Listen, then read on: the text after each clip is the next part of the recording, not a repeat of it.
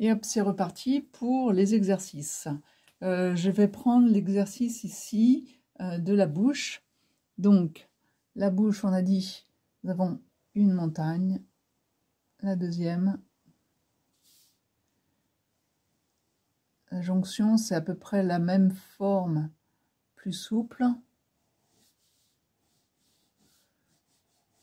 Donc, je marque un peu plus intermédiaire. Et après, j'ai l'autre lèvre en dessous.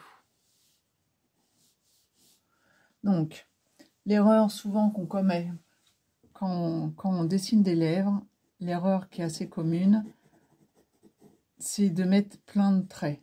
Ça, franchement, il faut oublier, c'est très moche. Donc, entraînez-vous avec des crayons, des graphites, simplement, en venant mettre les différentes couleurs, comme ça, les nuances.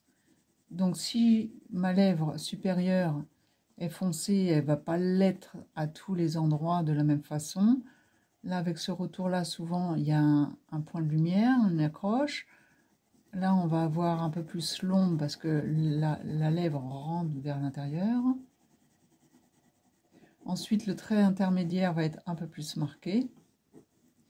Et ici, en supposant que ma lumière vienne de par là, ici, en fait, je vais forcément avoir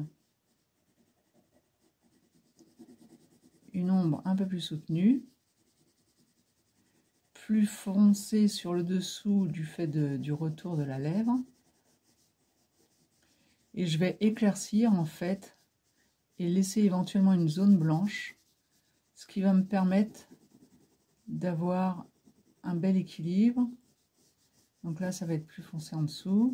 Je fais vite pour vous montrer que l'exercice, en fait, consiste à aller justement chercher l'essentiel. On ne vient pas chercher la forme de la lèvre précise, on vient juste s'entraîner pour, avec juste un graphite ou deux, hein, ça peut être des 2B, 2H, HB, etc. Mais vous cherchez les ombres et les lumières.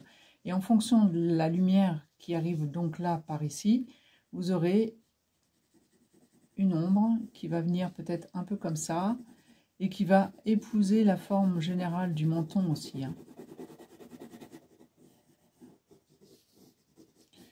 Donc ça, ce sont des exercices à faire assez régulièrement si vous voulez faire beaucoup de portraits.